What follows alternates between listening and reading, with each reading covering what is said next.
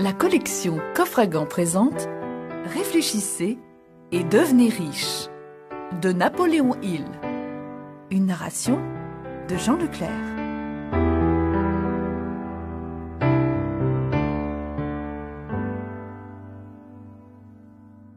Introduction.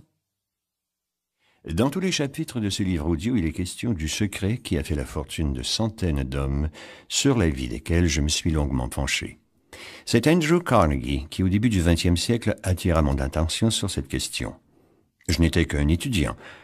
Lorsque l'adorable vieil Écossais aux cheveux blancs me parla, une lueur joyeuse dans les yeux, essayant de voir si j'avais saisi la pleine signification de ce qu'il m'avait dit. L'idée de M. Carnegie était de mettre la formule magique grâce à laquelle il avait gagné une magnifique fortune à la portée de tous ceux qui n'avaient pas le temps de la chercher.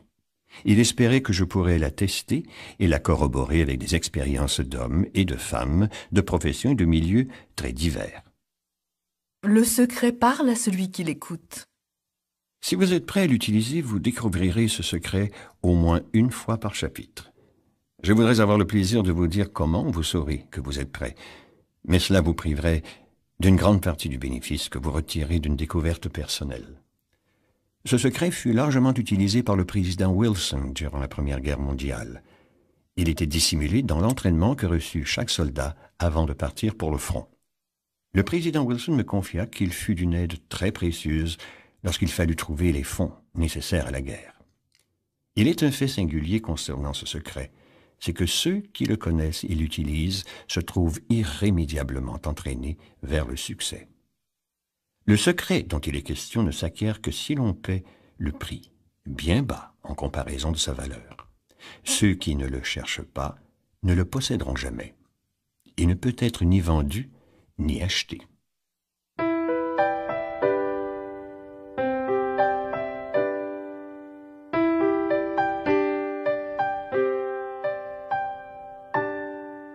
Chapitre 1. Une pensée est un fait. Une pensée est véritablement un fait puissant lorsqu'elle allie un objet définitif, la richesse par exemple, la persévérance et le désir. Prenons un exemple précis. Il y a quelques années, un désir naissant dans le cerveau d'Edwin C. Barnes, devenir l'associé du grand Edison, travailler avec et non pour l'inventeur. Mais comment transformer ce désir en réalité?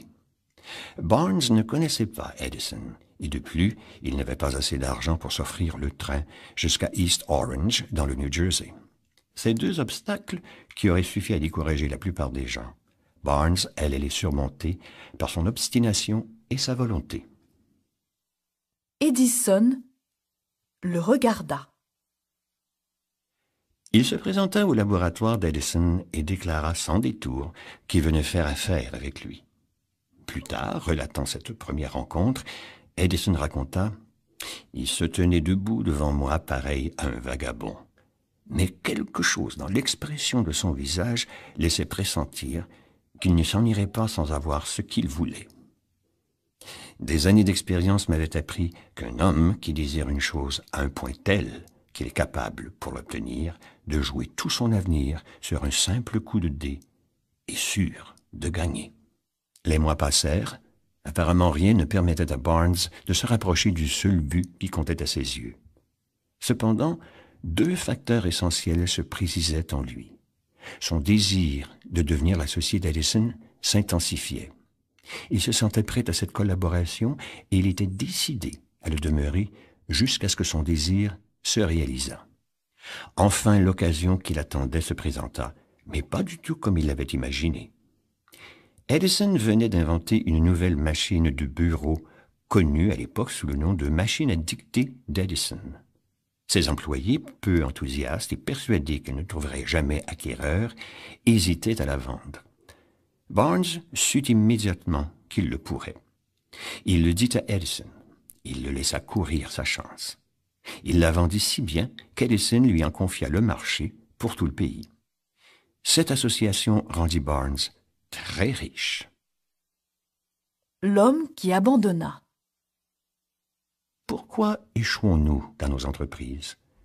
Le plus souvent parce que, découragés, parce que nous croyons être un échec définitif, nous abandonnons la partie. À l'époque de la ruée vers l'or, un oncle de R.U. Darby partit vers l'ouest faire fortune. Après plusieurs semaines de labeur incessant, ses efforts se virent récompensés. Il avait trouvé le métal tant convoité. Il lui fallait maintenant du matériel pour exploiter le filon. Il referma consciencieusement la mine et retourna chez lui, à Williamsburg, dans le Maryland, pour informer ses parents et amis de sa trouvaille. À eux tous, ils parvinrent à réunir de quoi acheter tout le matériel nécessaire qui fut embarqué aussitôt à destination de l'Ouest, pendant que l'oncle retournait travailler à la mine, en emmenant cette fois son neveu, Darby. Le premier wagonnet chargé d'or fut acheminé par bateau vers une fonderie. Le rendement prouva aux heureux propriétaires qu'ils possédaient une des plus riches mines du Colorado. Encore que le wagonnet et toutes leurs dettes seraient payées. Ensuite viendraient les gros bénéfices. Mais tout à coup, le filon disparut. Les machines forèrent désespérément, essayant de le retrouver. En vain. À un aventurier qui passait, les Darby vendirent matériel et concessions pour une bouchée de pain et ils reprirent le train pour le Maryland. Le nouveau propriétaire consulta un expert qui se livra à un petit calcul et attribua l'échec des Darby à une méconnaissance des terrains et des couches géologiques. D'après lui, on retrouverait le filon à 3 pieds de l'endroit où l'oncle et le neveu avaient fait arrêter le forage, ce qui se révéla parfaitement exact. L'aventurier ramassa ainsi des millions de dollars parce qu'il avait sollicité les conseils d'un ingénieur des mines. Le succès suit l'échec. C'est bien des années plus tard, quand il comprit que le désir peut se transformer en or, que Darby amortit enfin cette lourde perte. Il avait déjà monté sa compagnie d'assurance sur la vie et il appliquait la leçon qu'il avait tirée de son expérience malheureuse. Il se répétait chaque fois que l'occasion s'en présentait. J'ai capitulé devant l'or, je ne capitulerai jamais devant un client qui me refuse une assurance. Le succès vient rarement sans qu'on ait d'abord essuyé plusieurs échecs. Lorsque l'échec paraît total, quoi de plus logique et de plus facile que de renoncer? C'est exactement ce que font la plupart des gens. Souvent, l'échec, comme s'il voulait jouer un bon tour, ne fait que masquer la réussite, qui est en fait beaucoup plus proche qu'on ne le pense. Une bonne idée, c'est tout ce qu'il faut pour réussir. Mais me direz-vous, comment la trouver? Les principes dont je fais état dans ce livre vous l'apprendront. Avant de passer à leur étude, méditez cette pensée. Lorsque l'argent afflue, c'est si rapidement et en si grande quantité que l'on se demande toujours où il se cachait durant les années de vache maigre. Constatation d'autant plus étonnante que la plupart des gens s'imaginent que seuls ceux qui accomplissent un dur travail pendant de longues années méritent la fortune. Mais dès que vous deviendrez riche, vous vous rendrez compte qu'il vous aura fallu peu de travail, un travail facile, et que ce qui eut le plus d'importance fut votre état d'esprit et votre poursuite d'un objectif bien arrêté. Cet état d'esprit qui attire la fortune, comment l'acquérir? J'ai cherché 25 ans la réponse à cette question. Dès que vous mettrez nos principes en pratique, vous observerez une nette augmentation de votre compte en banque, et tout ce que vous toucherez tournera à votre avantage. Impossible, dites-vous? Vous avez tort. Si vous ne me croyez pas et préférez tenter de faire fortune en imitant ceux qui ont réussi, vous n'arriverez à rien. Le succès vient aux optimistes comme l'échec va aux défaitistes. Notre ambition est de changer le défaitiste en optimiste. La vérité n'a pas échappé à un poète. Quand Henley écrivit ces 2 vers prophétiques, « Je suis le maître de mon destin, le capitaine de mon âme. I am the master of my fate, I am the captain of my soul. » Il aurait dû préciser que nous ne sommes ce maître et ce capitaine qu'en contrôlant nos pensées. Il aurait dû nous expliquer que certaines de nos pensées, celles que j'appelle les pensées dominantes, sont si fortes qu'elles hypnotisent en quelque sorte notre cerveau. Celui-ci, par un phénomène qui reste inexpliqué, attire alors, comme le ferait un aimant, les forces, les gens et les circonstances qui s'accordent à ses pensées. Il aurait dû ajouter qu'avant d'accumuler des richesses, nous devons hypnotiser notre esprit par le désir d'argent qui tout naturellement nous amènera à échafauder des plans dans ce sens. Mais Henley était un poète et non un philosophe. Il s'est donc contenté de nous livrer sous une forme poétique une vérité profonde, laissant à ses lecteurs le soin d'interpréter ses vers. Peu à peu, cette vérité s'imposera pour finalement vous persuader que les principes décrits dans ce livre contiennent tout le mystère qui vous permet de contrôler votre destin économique. Un jeune homme voit son destin. Nous voilà prêts à examiner le premier de ces principes. Rappelez-vous, en écoutant ce livre, que je ne suis pas le seul à croire à ces principes, que bien des hommes les ont expérimentés et en ont tiré profit. Vous pouvez donc vous en servir vous-même avec succès et sans aucune difficulté. Tout ce à quoi l'homme pense et croit peut se réaliser.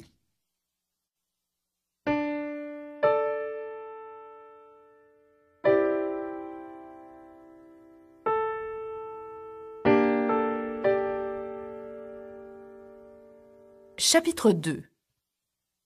Première étape vers la richesse. Le désir.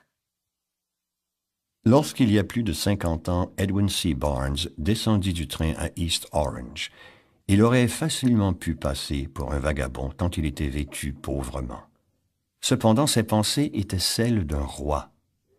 Tandis qu'il se rendait au bureau de Thomas A. Edison, il réfléchissait. Il se voyait, parlant à Edison, lui demandant de l'aider à réaliser son désir. Non pas un espoir ou un souhait, mais un désir ardent qui surpassait tout le reste et qui était très précis. Pas de retraite possible. 5 ans s'écoulèrent avant que l'occasion attendue se présentât. Pour tout le monde, il n'était qu'un rouage de plus dans l'affaire d'Edison. Mais depuis le premier jour qu'il était entré dans la maison, Edwin Barnes se sentait l'associé de l'inventeur.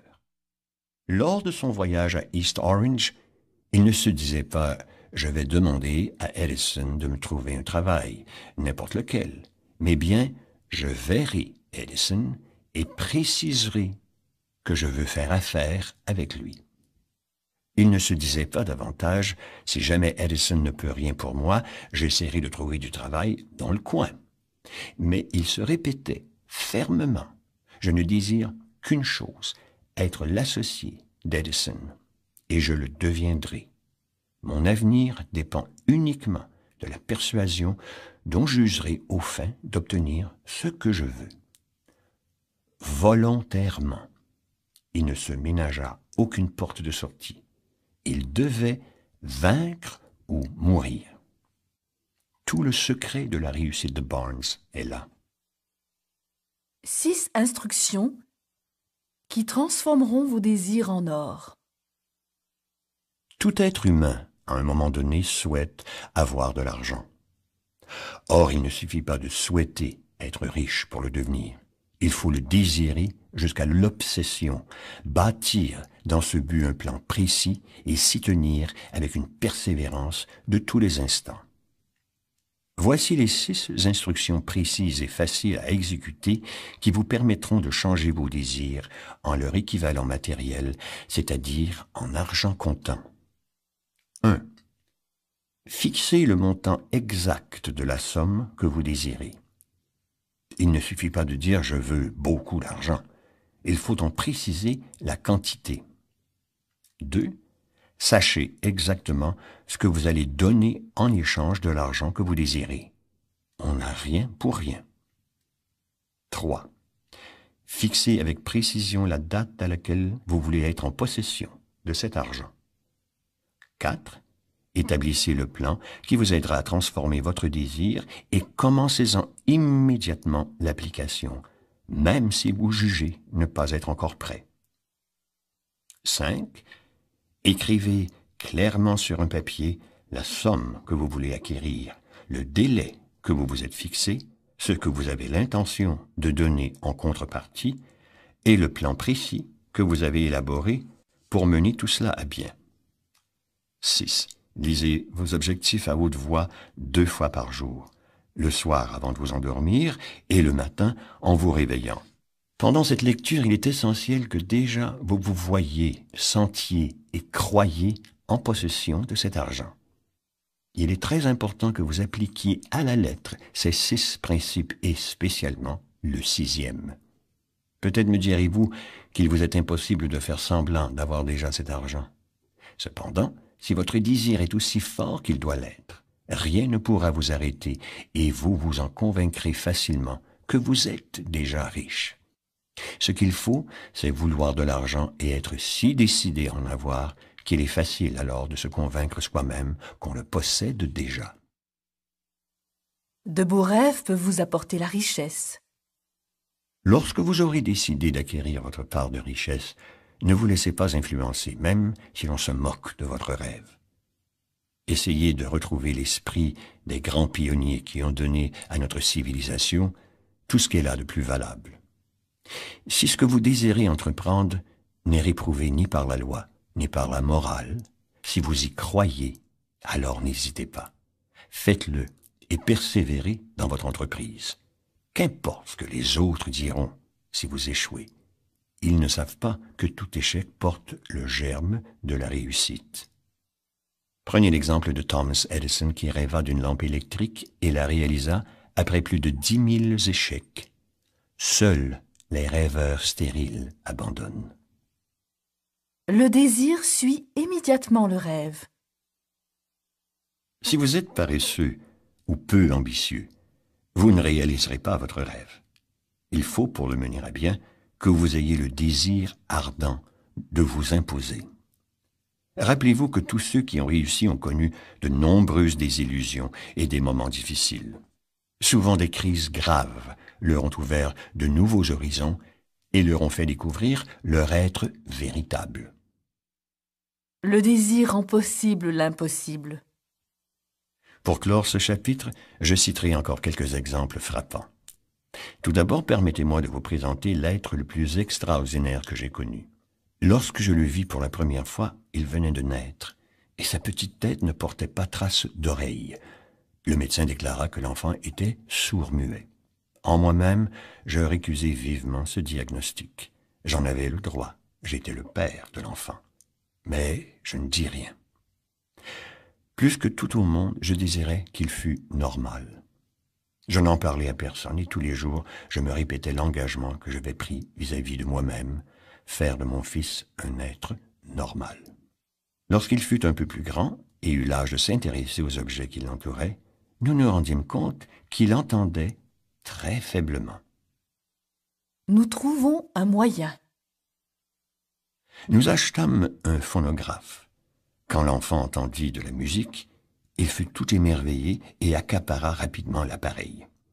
Un jour, il fit tourner le même disque pendant 2 heures, debout devant le phonographe, les dents soudées au bord du coffre.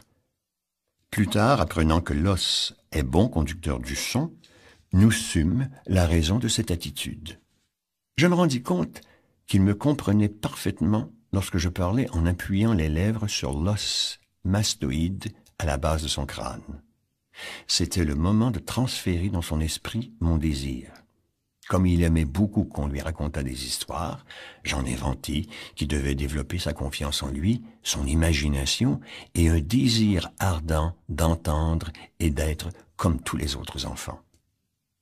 À son histoire préférée, je donnais chaque fois que je la contais une nouvelle intensité dramatique. Elle avait pour but de le persuader que son infirmité n'était pas un boulet qu'il traînerait toute sa vie, mais un atout favorable. Rien n'aurait pu l'arrêter. En repensant cette expérience, je compris que les résultats inouïs que nous obtîmes étaient, avant tout, dus à la foi que mon fils mettait en moi. Il ne s'étonnait de rien, ne me posait jamais de questions. Je lui expliquais qu'il possédait un net avantage sur son frère aîné, ce qui, de plusieurs manières, jouerait en sa faveur. Par exemple, à l'école, ses professeurs s'occupaient davantage de lui et seraient très gentils. ce qui se révéla toujours exact. Enfin, il entend. L'enfant fit toutes ses classes, puis fréquenta l'université sans pouvoir entendre ses professeurs, sauf quand ceux-ci criaient et qu'il était au premier rang. À l'époque de ses études secondaires, il essaya un appareil électrique pour sourds, mais sans résultat. Aussi, lorsque quelques années plus tard, peu avant de quitter l'université, il en reçut un autre, hésita-t-il longtemps avant de le porter, craignant une déception aussi grande que la première. Finalement, n'y tenant plus, il plaça l'appareil au petit bonheur sur sa tête, le mit en marche et, miracle, comme par magie, le rêve de toute sa vie se réalisa. Pour la première fois, il entendait presque aussi bien que les autres. Le jeune sourd aide les autres. Réalisant encore difficilement tout ce que cette aventure allait lui apporter, il écrivit fou de joie au fabricant de l'appareil, lui décrivant avec enthousiasme sa propre expérience. Sa lettre plut. Il fut invité à New York, escorté jusqu'à la fabrique où il rencontra l'ingénieur en chef. C'est en lui racontant comment sa vie avait été transformée par le petit appareil qu'une idée qui allait convertir son infirmité en atout et le rendra à la fois riche et heureux lui traversa l'esprit. Il comprit tout à coup qu'il pourrait venir en aide à des milliers de sourds qui ignoraient l'existence de ces appareils électriques. Durant un mois entier, il fit des recherches dans ce sens. Il étudia le marché du fabricant et imagina les moyens d'entrer en contact avec les sourds du monde entier.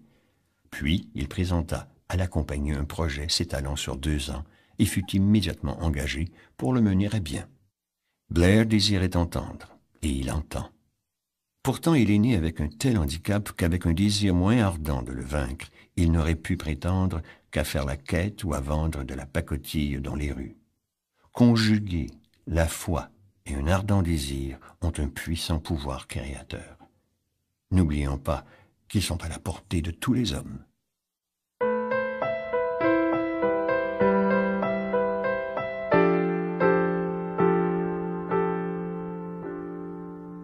Chapitre 3. Deuxième étape vers la richesse. La foi. La foi est le chimiste en chef de votre esprit.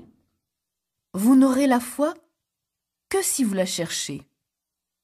La foi est un état d'esprit que l'on acquiert en affirmant ou en répétant des instructions au subconscient qui jouent un très grand rôle dans la concrétisation du désir. Prenez en exemple votre propre cas. Pourquoi écoutez-vous ce livre? Parce que vous voulez savoir comment transformer votre intangible désir en son équivalent palpable, c'est-à-dire en argent.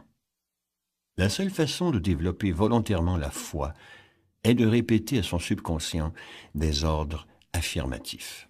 Peut-être comprendrez-vous mieux, à la lumière de l'exemple suivant, comment certains hommes deviennent des criminels endurcis. Voici en effet ce que dit un célèbre criminologiste. Lorsqu'un homme affronte le crime pour la première fois, il est horrifié et déteste ce qu'il a fait. S'il persiste à l'affronter, il s'y habitue et finalement l'assimile à sa façon de vivre. Ce qui revient à dire que n'importe quelle pensée répétée sans cesse au subconscient est finalement acceptée. Considérez maintenant la remarque suivante. Toutes les pensées qui ont été ressenties et pétries de foi se transforment d'elles-mêmes en leur équivalent physique. Les émotions animent les pensées et nous poussent à l'action. La foi, l'amour et le désir physique donnent à la pensée une plus grande puissance. Nous avons vu que les pensées stimulées par la foi atteignent et influencent le subconscient. Précisons que toute pensée agit de même qu'elle soit animée par un sentiment positif ou par un sentiment négatif. Ceux qui pensent qu'ils n'ont pas de chance. Vous allez en déduire que le subconscient traduit en son équivalent physique une pensée aussi bien négative, c'est-à-dire destructrice, que positive et constructrice. De là l'étrange phénomène dont sont victimes des millions de gens. Ils pensent qu'ils n'ont pas de chance. Ils se croient condamnés à la pauvreté et à l'échec par une force étrange sur laquelle ils sont persuadés de n'avoir aucun contrôle. Ces gens-là sont les artisans de leur propre malheur. Leurs pensées noires sont captées par le subconscient qui les transforme en leur équivalent physique. Rappelons qu'il ne suffit pas de voir se transformer un désir en son équivalent physique, de l'imposer au subconscient. Encore faut-il croire à la mutation. Vous devez encourager les émotions positives pour dominer votre pensée et bannir à jamais les idées noires. C'est essentiel. Votre esprit sera alors un tremplin pour la foi et donnera à volonté des instructions au subconscient qui les acceptera et travaillera immédiatement à leur réalisation. Les pensées dominantes de votre esprit. Qu'est-ce que l'autosuggestion et quel est son pouvoir? Il est bien connu que l'on finit par croire, même si c'est faux, ce que l'on s'est répété maintes fois. Celui qui se répète un mensonge finit par ne plus le voir tel qu'il est.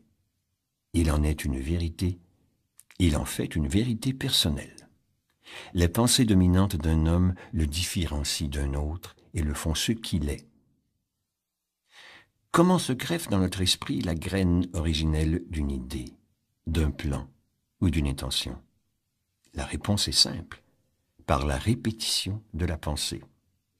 C'est pourquoi il vous est recommandé de mettre sur papier votre but essentiel, de l'apprendre par cœur et de le répéter tous les jours à haute voix jusqu'à ce que votre subconscient en ait capté les ondes.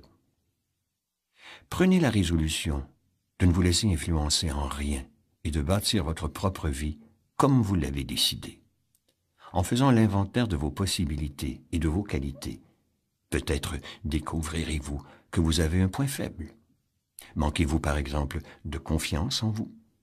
C'est un handicap certain, mais que vous pouvez parfaitement surmonter. Par l'autosuggestion, transformez votre timidité en courage.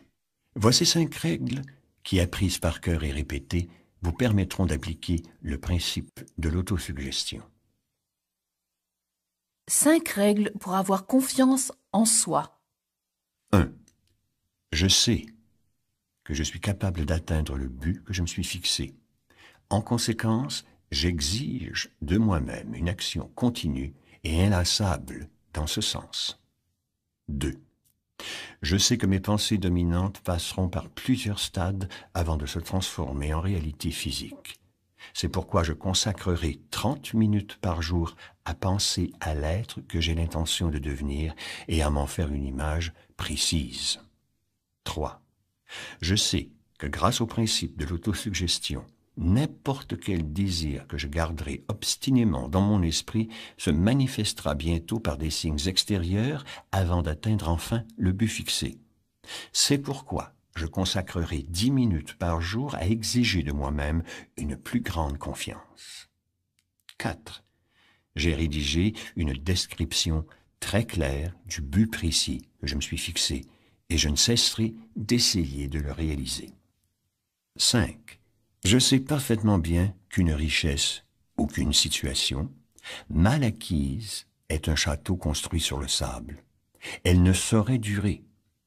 Aussi n'engagerai-je aucune transaction qui, ne bénéficiant qu'à moi-même, léserait une ou plusieurs personnes. Vous pouvez vous imaginer dans la pire des catastrophes. Le subconscient ne fait pas la différence entre les pensées positives ou négatives. Il travaille avec les matériaux qu'on lui donne et il concrétise aussi bien une pensée de peur qu'une autre de courage. Si vous n'avez en vous que peur, doute et maigre confiance en votre aptitude à saisir et à utiliser les forces de l'intelligence infinie, la loi d'autosuggestion s'emparera de ces sentiments qui seront traduits par le subconscient en leur équivalent physique, ce qui serait bien sûr désastreux.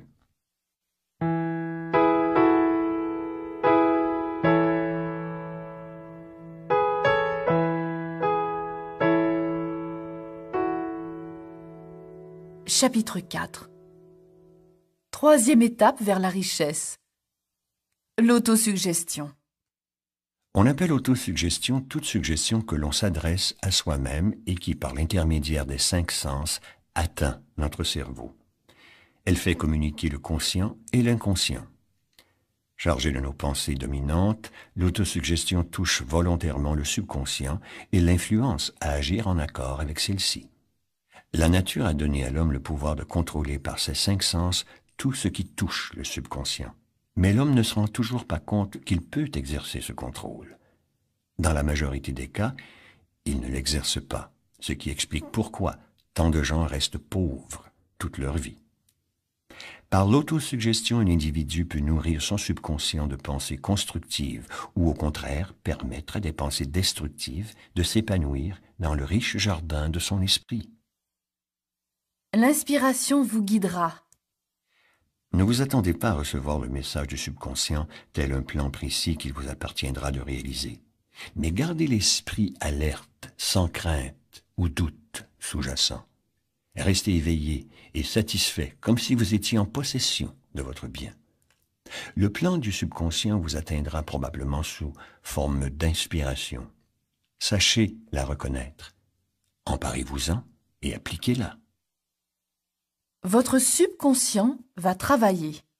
Les instructions qui vous ont été données au second chapitre vont maintenant être résumées et amalgamées aux principes qui font l'objet de ce chapitre-ci. 1.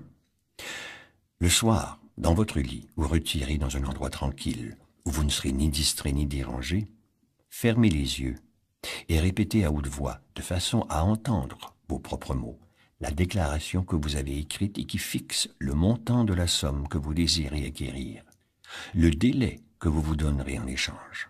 En même temps, imaginez-vous déjà en possession de l'argent. Exemple, vous décidez que dans 5 ans, le 1er janvier 2000 et quelques, vous aurez en votre possession 100 000 $ et qu'en échange, vous avez l'intention de travailler comme vendeur. En échange, je ferai tout mon possible pour rendre de bons services chez qui que ce soit, comme vendeur. Décrivez exactement le service que vous allez rendre ou la marchandise que vous vendrez. 2. Répétez ce programme nuit et jour jusqu'à ce que vous puissiez voir, dans votre imagination, l'argent que vous désirez ardemment. 3. Placez-en une copie là où elle sera bien visible et jusqu'à ce que vous la sachiez par cœur, lisez-la avant de vous endormir et en vous réveillant. Résumé. Vous avez un 6e sens, mais vous n'avez besoin que de 5 sens pour contrôler les pensées qui atteignent votre subconscient. Lorsque vous saurez exercer ce contrôle, votre subconscient vous mènera, si vous le désirez, à la prospérité. Fixez une somme précise et qu'elle soit assez élevée. Fixez également un délai pour l'obtenir. Lorsque votre subconscient vous donnera un plan, mettez-le aussitôt en application. L'inspiration est précieuse et doit être utilisée immédiatement. Attendre le bon moment est le meilleur moyen d'échouer.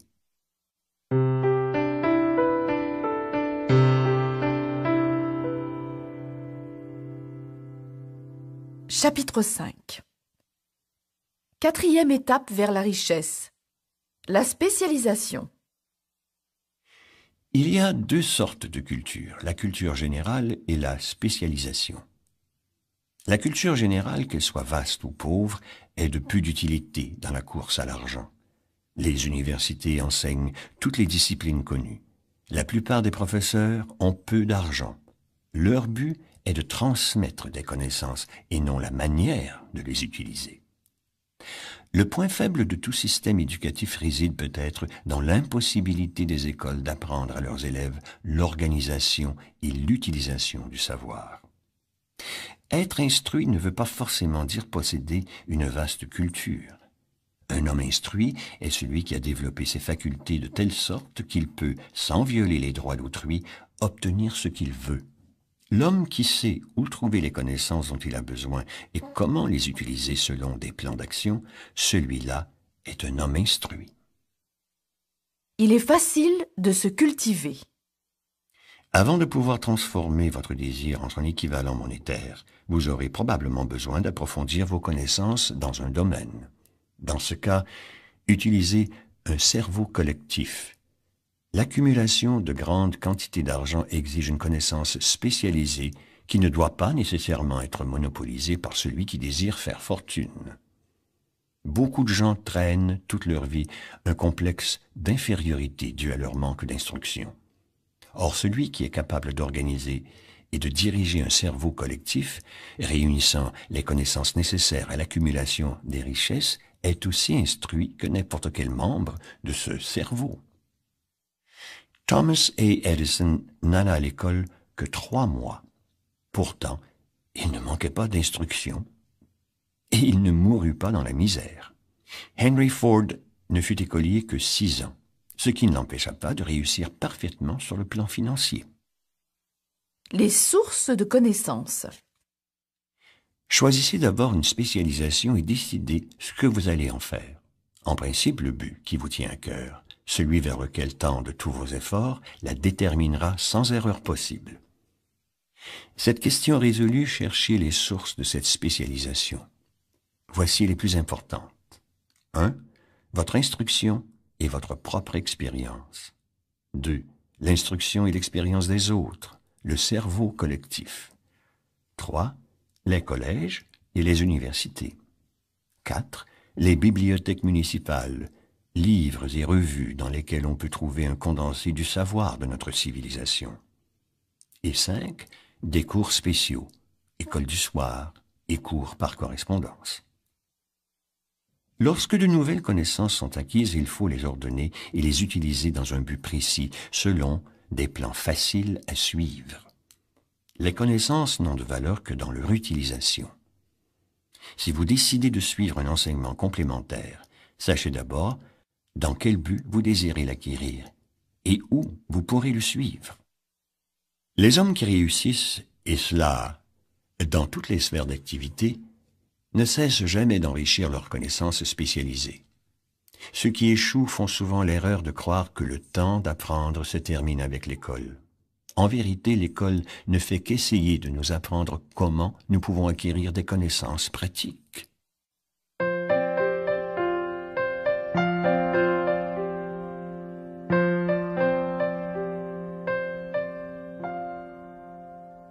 Chapitre 6.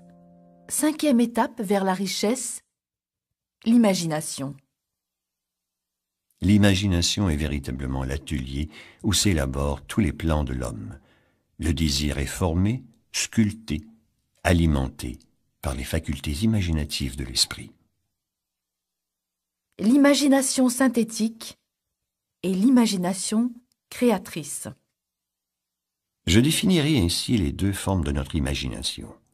L'imagination synthétique nous permet de maquiller, en de nouvelles combinaisons, les vieux concepts, les vieilles idées et les vieux plans. Elle ne crée pas, elle s'appuie sur l'expérience, l'instruction et l'observation. C'est à elle que fait appel l'inventeur. Quand elle ne parvient pas à résoudre son problème, il est obligé de recourir à son génie créateur. Grâce à l'imagination créatrice, l'esprit de l'homme ne connaît pas de limite. Nous lui devons nos inspirations, nos idées neuves, et c'est par son intermédiaire que nous communiquons avec le subconscient d'autrui. Plus cette faculté est utilisée, plus elle reste vive. Les 2 formes d'imagination se développent à l'usage, comme n'importe quel muscle se développe sous l'effet d'une gymnastique appropriée. L'idée est le point de départ de toute fortune. À la source de toute fortune, il y a une idée. C'est un produit de l'imagination.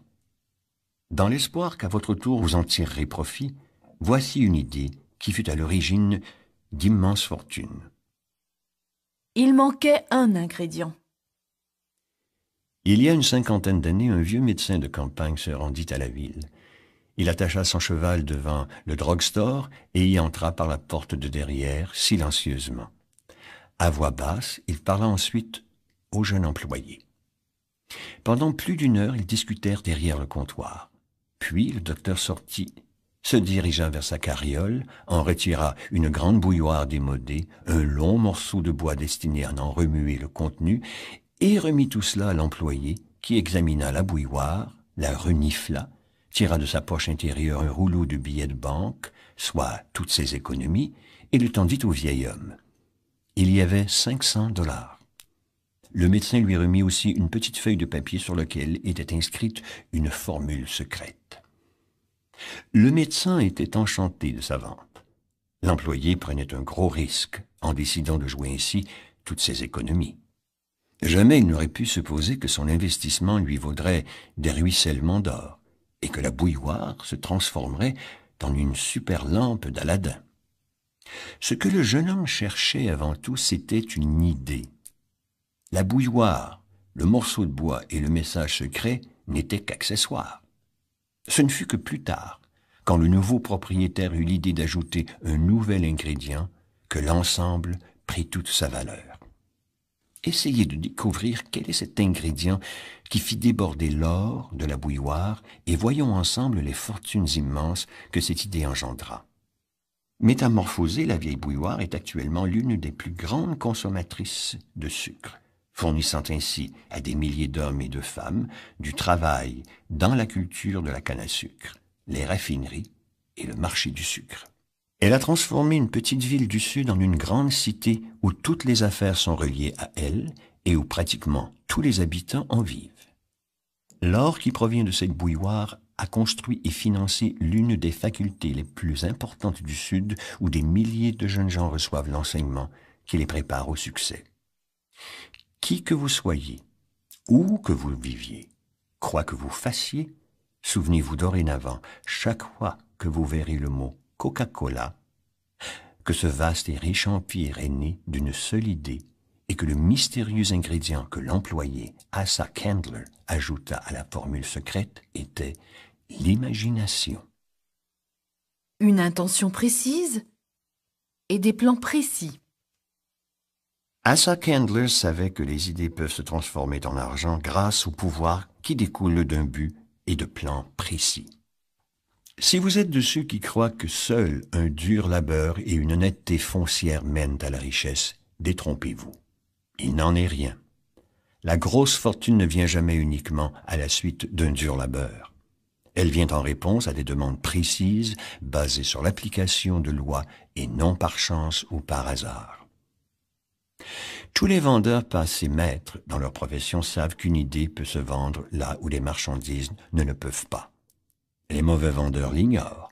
C'est pourquoi ils resteront de mauvais vendeurs. Un éditeur de livres bon marché fit une découverte valable pour l'ensemble de sa corporation. Il se rendit compte que beaucoup de gens achètent un livre pour son titre et non pour son contenu. En échangeant uniquement le titre d'un livre qui ne se vendait pas, il en écoula plus d'1 million d'exemplaires. L'histoire de presque toutes les grosses fortunes a commencé le jour où un créateur d'idées et un vendeur d'idées se sont rencontrés et ont travaillé de concert. Carnegie s'entourait d'hommes chargés d'accomplir ce qui lui échappait, d'hommes où forgeait des idées, les réalisait, échafaudant ainsi sa fortune et celle de ses collaborateurs. Des millions de gens attendent toute leur vie un coup de chance, une occasion. Or, il est plus sûr de ne pas dépendre de la chance. C'est à elle que je dois l'événement le plus important de ma vie, ma rencontre avec Andrew Carnegie. Mais il m'a fallu 25 ans d'efforts précis pour faire de cet événement un atout. Un simple désir aurait-il résisté à 25 ans de déception, de découragement, de défaites temporaires, de critiques et à l'impression constante de perdre mon temps? Mon désir de constituer une philosophie du succès était un désir ardent, une obsession. Les idées sont des forces intangibles, mais elles ont plus de pouvoir que le cerveau qui leur donne naissance. Elles ont le pouvoir de lui survivre.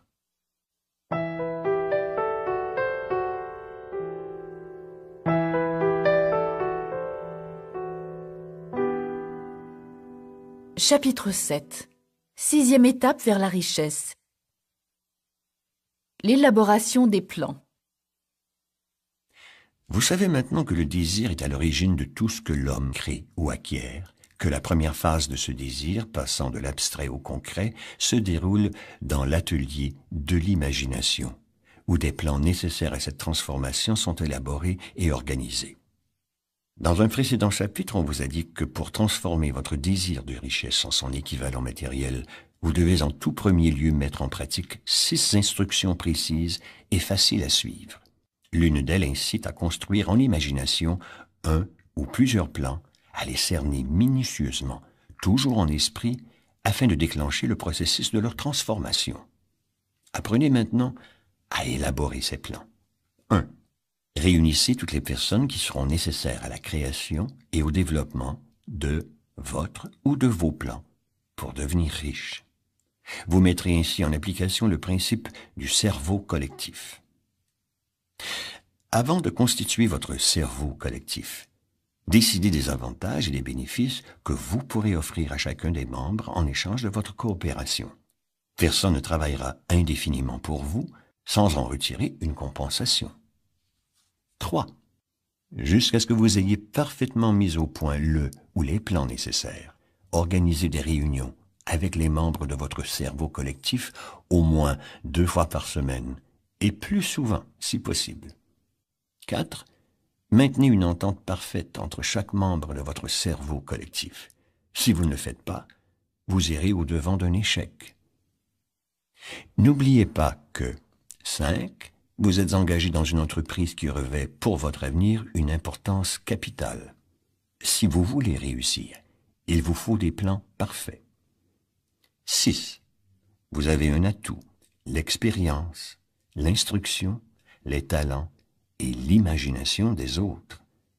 Profitez-en à l'instar de tous ceux qui ont réussi. Aucun être humain n'a assez d'expérience, d'instruction, de talent personnel pour faire fortune sans l'aide des autres. Vous pouvez créer vos plans, entièrement ou en partie, mais il faut qu'ils soient approuvés par les membres de votre cerveau collectif. La défaite vous rend plus fort. Si le premier plan que vous adoptez échoue, imaginez-en un second. Si celui-ci ne réussit pas mieux, élaborez-en un autre, et ainsi de suite, jusqu'à ce que vous trouviez celui qui convient. Trop de gens se découragent, et c'est alors l'échec. Le plus intelligent des hommes échouera dans toutes ses entreprises s'il ne trace pas des plans précis et facilement réalisables. N'oubliez pas, si votre plan échoue, qu'une défaite temporaire n'est pas un échec permanent. Elle signifie seulement que votre plan était mal conçu. Recommencez inlassablement. Rien n'est jamais perdu pour celui qui refuse d'abandonner. Henry Ford essuya un échec lorsqu'il était au faîte de sa carrière. Il créa de nouveaux plans et poursuivit sa marche victorieuse vers la fortune. Des hommes riches, nous ne connaissons souvent que leur triomphe et nous ignorons les défaites passagères qu'ils durent surmonter. Les dirigeants et les dirigés. Il y a dans le monde 2 types d'individus, ceux qui dirigent et ceux qui sont dirigés. À vous de choisir à laquelle de ces 2 catégories vous désirez appartenir. Celui qui est dirigé ne peut raisonnablement espérer obtenir autant que celui qui dirige, mais très souvent il commet l'erreur de le croire. Il n'y a aucun déshonneur à faire partie de la seconde catégorie. Mais on ne gagne rien à y rester. La plupart des grands dirigeants ont d'abord été ceux qui obéissent. Ils deviennent des chefs parce qu'ils étaient d'intelligents subordonnés. À part quelques exceptions, l'homme qui est incapable d'obéir intelligemment à son chef ne sera jamais un bon dirigeant. Un subordonné intelligent a beaucoup d'avantages, dont celui de tirer un enseignement de la conduite de son chef. Les 11 secrets qui font un bon dirigeant. 1. Le courage à toute épreuve. Aucun subordonné ne désire être dirigé par un chef qui manque de confiance en soi et de courage. Aucun subordonné intelligent ne sera dominé longtemps par un tel dirigeant. 2. La maîtrise de soi. Celui qui n'est pas capable de se maîtriser ne pourra jamais maîtriser les autres. 3. Un sens aigu de la justice. S'il n'y a pas un sens aigu de la justice et de l'équité, un dirigeant ne pourra commander longtemps ni conserver le respect de ceux qu'il dirige. 4. La sûreté dans la décision. Celui qui hésite à prendre une décision montre qu'il n'est pas sûr de lui et ne peut donc diriger les autres avec succès. 5. La précision des plans. Le bon dirigeant doit planifier son travail et travailler son plan. Un patron qui agit à l'aveuglette, sans plan précis et facile à exécuter, est semblable à un bateau sans gouvernail. Tôt ou tard, il échouera. 6. L'habitude d'en faire plus que les autres. 7. Une personnalité irréprochable. La fonction de dirigeant exige le respect. 8. La sympathie et la compréhension. Le bon dirigeant doit éprouver de la sympathie pour ceux qu'il dirige et essayer de comprendre leurs problèmes. 9. Le respect du détail. Pour réussir, un bon dirigeant ne devra négliger aucun des détails inhérents à sa charge. 10. La volonté d'assumer toute la responsabilité. Un dirigeant est responsable des erreurs et des fautes de ses subordonnés. Si un subordonné commet une erreur et se montre incompétent, son patron doit se considérer lui-même comme fautif. 11. La coopération. Un patron, pour réussir, doit comprendre et appliquer le principe de l'effort en commun, être capable d'obtenir de ses subordonnés qu'ils fassent de même. La direction appelle le pouvoir et le pouvoir demande la coopération. Il y a 2 façons de diriger. La première et de loin la plus efficace s'exerce avec le consentement et la sympathie des dirigés. La seconde est imposée par la force, sans consentement ni sympathie. À maintes reprises, l'histoire a prouvé que la dictature est éphémère. La chute et la disparition des dictateurs et des rois signifient que le peuple n'accepte pas indéfiniment un pouvoir pris par la force. Pourquoi certains dirigeants échouent-ils? Il est aussi utile de savoir ce qu'il ne faut pas faire que ce qu'il faut faire. Voyons les erreurs fondamentales qui mènent les dirigeants à l'échec. 1. La négligence des détails. Un dirigeant efficace doit savoir organiser et maîtriser les fonctions inhérentes à sa charge. Il doit prendre l'habitude de se décharger de tous les détails sur des collaborateurs efficaces. 2. Le refus de rendre d'humbles services. Un bon dirigeant doit accepter, si les circonstances l'exigent, d'exécuter n'importe quelle sorte de travail qu'en temps normal il demanderait à d'autres. 3. L'erreur de vouloir être payé pour ce que l'on sait et non pour ce que l'on fait. On ne paie pas les gens pour ce qu'ils savent, mais pour ce qu'ils font ou font faire aux autres. 4. La peur d'être concurrencé par ses subordonnés. Le dirigeant qui craint qu'un de ses subordonnés ne prenne sa place est pratiquement sûr de voir son appréhension se justifier tôt ou tard. 5. Le manque d'imagination. Sans imagination, un dirigeant est incapable de parer aux tâches urgentes et de créer des plans pour guider efficacement ses subordonnés. 6. L'égoïsme. Un dirigeant qui revendique tout l'honneur du travail accompli par ses subordonnés peut être certain qu'on lui en tiendra rigueur. 7. L'intempérance. Les subordonnés ne respectent pas un dirigeant intempérant. De plus, l'intempérance, sur toutes ses formes, détruit l'endurance et la vitalité. 8. La trahison. Peut-être aurais-je dû la mettre en tête de la liste? Le dirigeant qui trahit son poste et ses associés, ses supérieurs comme ses subordonnés, celui-là ne peut se maintenir longtemps au pouvoir. La trahison n'appelle que le mépris. Le manque de loyauté est la cause la plus courante de l'échec. 9. Mettre l'accent sur l'autorité que confère le pouvoir. Un bon dirigeant se fera respecter par sa compréhension, sa loyauté et la connaissance qu'il montrera de son métier. 10. Mettre l'accent sur son titre. Un dirigeant compétent n'a pas besoin de titre pour se faire respecter de ses subordonnés. Comment trouver un bon emploi? L'expérience a prouvé que les méthodes qui suivent sont les plus directes et les plus efficaces pour amener l'acheteur et le vendeur à travailler ensemble. 1. Les bureaux privés de placement. 2. Les petites annonces. 3. Lettres personnelles de demande d'emploi. On les adresse à des entreprises ou à des personnes susceptibles d'avoir besoin de services que l'on offre. 4. Demande d'emploi par personne interposée. Dans la mesure du possible, le postulant doit s'efforcer de toucher, par personne interposée, l'employeur pressenti. 5. Demande faite directement. La demande peut être plus efficace parfois si le postulant offre personnellement ses services à l'employeur. Dans ce cas, il laissera un curriculum vitae à l'employeur pour qu'il puisse, s'il le désire, en discuter avec ses associés. Comment rédiger un curriculum vitae? Il faut le préparer avec autant de soin qu'un avocat prépare le dossier d'un accusé qui doit défendre en cour d'assises. Le curriculum vitae donne les précisions suivantes. 1. Instruction.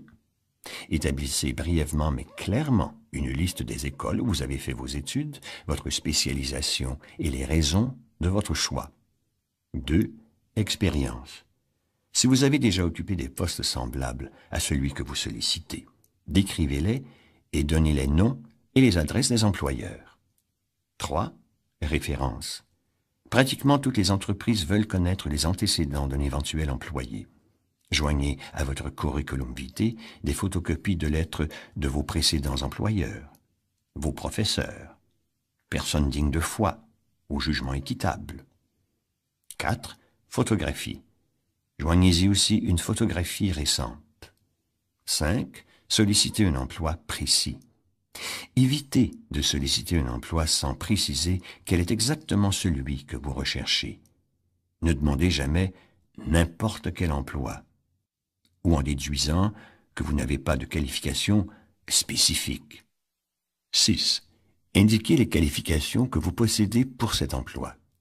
Détaillez amplement la raison qui vous pousse à croire que vous êtes qualifié pour le poste que vous briguez. 7. Offrez de travailler à l'essai. Si vous êtes sûr de vos qualifications, proposez un essai. Cette suggestion montrera que vous avez confiance en vos possibilités et que vous serez à la hauteur de l'emploi. 8. Connaissance de votre employeur éventuel. Avant de solliciter un emploi dans une entreprise, renseignez-vous sur elle et précisez dans votre curriculum vitae ce que vous avez appris à ce sujet. Cherchez le travail que vous aimerez faire. 1. Décidez exactement quel travail vous aimeriez accomplir. S'il n'existe pas, peut-être pourriez-vous l'inventer. 2. Choisissez l'entreprise ou l'homme avec qui vous désirez travailler. 3. Étudiez votre employeur éventuel, son caractère, son personnel. Évaluez vos chances d'avancement. 4. En analysant vos qualités, voyez ce que vous pouvez offrir et sous quelle forme. 5. Quand vous aurez votre plan en tête, confiez-en la rédaction à un spécialiste. 6. Présentez-le à la personne qui a autorité en la matière et elle fera le reste. Toutes les entreprises cherchent des personnes qui peuvent lui apporter quelque chose de valable, que ce soit des idées ou des services. Elles ont toute une place pour la personne qui a établi un plan d'action précis au service de leurs intérêts. Le client est votre partenaire. Dans le monde moderne, les relations entre employeurs et les employés ont beaucoup changé. On parle de collaboration qui évolue de plus en plus vers l'association avec les clients. De nos jours, courtoisie et service sont les mots d'ordre du commerce.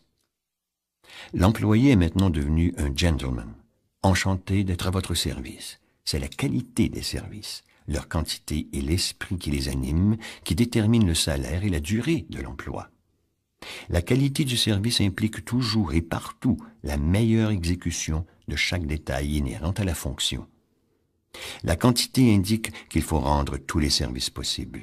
Efforcez-vous d'augmenter votre potentiel en développant votre habileté dans la pratique et l'expérience.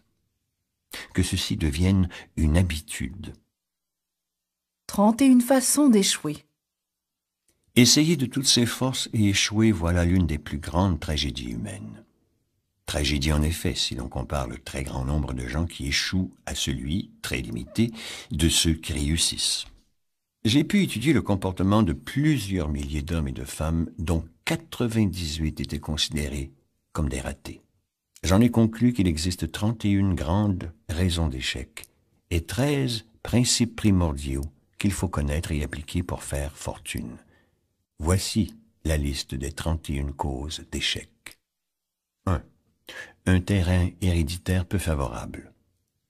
Malheureusement, on ne peut rien en faire, ou si peu, pour ceux qui naissent avec une déficience mentale. 2. Pas de but bien défini. Il n'y a aucun espoir de succès pour celui qui n'a pas de but bien défini. 3. Le manque d'ambition pour s'élever au-dessus de la médiocrité. 4. Une instruction insuffisante. Pour avoir de l'instruction, il faut plus qu'un diplôme universitaire. Est instruit celui qui a appris à obtenir ce qu'il veut de la vie sans pourtant léser les intérêts des autres. 5. Le manque d'autodiscipline. 6. La mauvaise santé. La vraie réussite appartient à ceux qui sont en bonne santé. La maîtrise et le contrôle de soi peuvent éliminer de nombreuses causes de maladies, dont une alimentation trop riche, la mauvaise habitude de penser négativement, les abus sexuels, le manque d'exercice physique, une mauvaise respiration empêchant une oxygénation adéquate. 7. Les mauvaises influences pendant l'enfance. 8. L'hésitation. La plupart des êtres arrivent au bout de la vie sans avoir entrepris quoi que ce soit, car en vain ils ont attendu le bon moment. Ne les imitez pas. Le bon moment ne vient jamais. Mettez-vous immédiatement à l'ouvrage avec les outils dont vous disposez. Peu à peu, vous en trouverez de meilleurs. 9. Le manque de persévérance. En général, nous commençons assez bien ce que nous entreprenons, mais nous le finissons mal. Nous avons tendance à abandonner prématurément. 10. Une personnalité négative. 11. L'impossibilité de contrôler ses instincts sexuels. 12. Le désir incontrôlé de gestes gratuits. L'instinct du jeu conduit des millions de gens à leur perte. Une étude du Crash de 1929 montre que des millions de personnes essayèrent à ce moment-là de gagner de l'argent en jouant leur stock de provisions. 13. Le manque de décision. Les hommes qui réussissent prennent leurs décisions rapidement. 14. Les 6 formes fondamentales de la peur. Elles sont analysées dans un chapitre ultérieur. Pour pouvoir rendre des services efficaces, il faut absolument les maîtriser. 15. Mal choisir son partenaire dans le mariage. 16. Trop de circonspection. Celui qui n'ose saisir la chance devra se contenter des miettes laissées par les autres. 17. Mal choisir ses associés. 18. La superstition et les maléfices. La superstition est une forme de peur et d'ignorance. 19. Se tromper de vocation. Personne ne peut réussir dans une entreprise qui ne lui plaît pas et où il ne se sent pas à l'aise. 20. La dispersion de l'effort. Le touche-à-tout est finalement incapable de faire quelque chose convenablement. 21. L'habitude de dépenser sans compter. Le prodigue ne peut réussir parce qu'il sera éternellement pauvre. Prenez l'habitude d'économiser systématiquement une partie de votre revenu. Un compte en banque donne assurance et courage. 22. Le manque d'enthousiasme. 23. L'intolérance. Celui qui est étroit d'esprit n'ira jamais loin. 24. L'intempérance. La pire forme d'intempérance concerne les aliments, la boisson et la vie sexuelle. Y succomber est se vouer à l'échec. 25. Être incapable de coopérer. 26. La possession d'un pouvoir non acquis par ses propres efforts. Fils et filles d'hommes riches qui héritent de l'argent qu'ils n'ont pas gagné. 27. La malhonnêteté consciente. Rien ne remplace l'honnêteté. 28. L'égoïsme et la vanité. Ces défauts représentent un danger pour les autres. Ils sont incompatibles avec le succès. 29. Deviner au lieu de réfléchir. 30. L'insuffisance de capitaux. 31. Autre cause. N'importe quelle cause d'échec dont vous avez été victime et qui ne figure pas sur cette liste. Ces causes d'échec résument la tragédie de tous ceux qui ont essayé de faire fortune et qui ont échoué. Demandez à quelqu'un qui vous connaît bien de revoir cette liste avec vous et de vous aider à trouver la cause d'échec qui vous concerne particulièrement.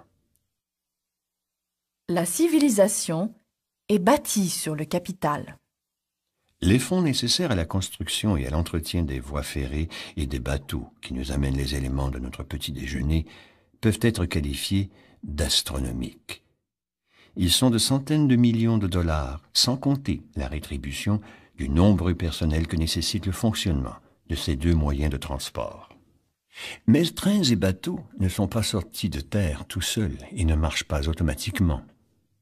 Ils sont le résultat du travail, de l'ingéniosité, de l'habileté d'hommes riches d'imagination, de foi, d'enthousiasme et qui possèdent un esprit de décision et une persévérance à toute épreuve. Ces hommes, on les appelle des capitalistes. Ils sont mus par le désir de construire, d'entreprendre, de rendre des services utiles, de gagner de l'argent, de faire fortune. Et parce qu'ils rendent des services indispensables à la société, ils se placent eux-mêmes sur le chemin de la fortune. Mon intention n'est pas de constituer un dossier en faveur d'un groupe d'hommes ou d'un certain système économique ou contre ces derniers. Si j'ai analysé ici les avantages économiques du système capitaliste, c'est pour vous prouver que tous ceux qui cherchent à faire fortune doivent apprendre à reconnaître le système qui ouvre les voies d'accès à la fortune et s'y adapter. En présentant le problème de cette façon, on s'oppose à la version généralement défendue par les politiciens et les démagogues qui délibérément se ferment des issues en traitant le capital organisé comme s'il était un poison. L'Amérique du Nord est capitaliste. Elle s'est développée grâce au capital. Or, nous devons savoir que nous n'aurions ni espoir de richesse ni occasion de faire fortune si le capital organisé ne nous en donnait pas la possibilité. Faire fortune légalement, c'est rendre des services utiles. Aucun système n'a encore été inventé qui permettrait, sans rien donner en échange, d'acquérir légalement de l'argent.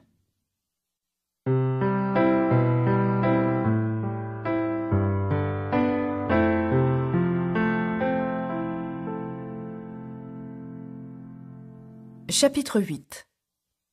Septième étape vers la richesse, la décision. Après avoir étudié plus de 25 000 cas d'échecs, on a pu démontrer que le manque de décision venait presque toujours en tête de la liste des 31 causes majeures de l'échec. L'indécision est un ennemi que presque tous nous avons à vaincre. L'opinion, une denrée bon marché. La plupart des gens qui échouent dans leur tentative de gagner beaucoup d'argent sont généralement très influençables.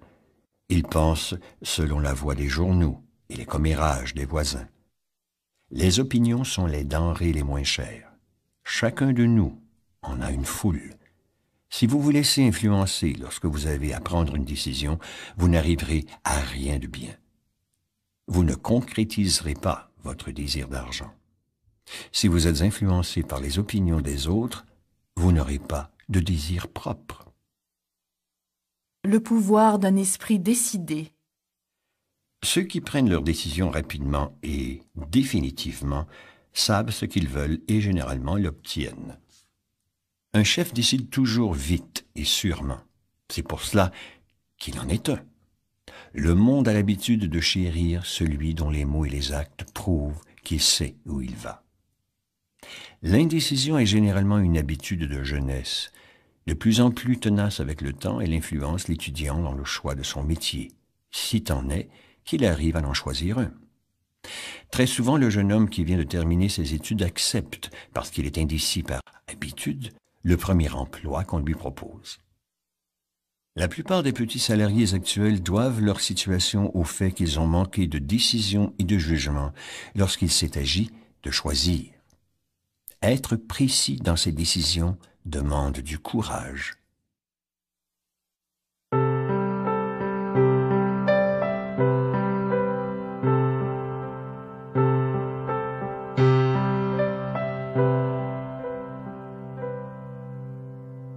Chapitre 9.